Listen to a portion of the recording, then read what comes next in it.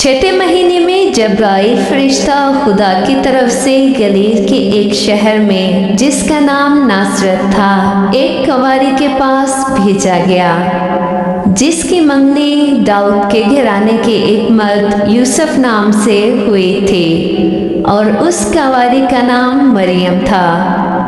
और फरिश्ता ने उसके पास अंदर आकर कहा, सलाम तुझको जिस पर फजल हुआ है, खुदावंद तेरे साथ है।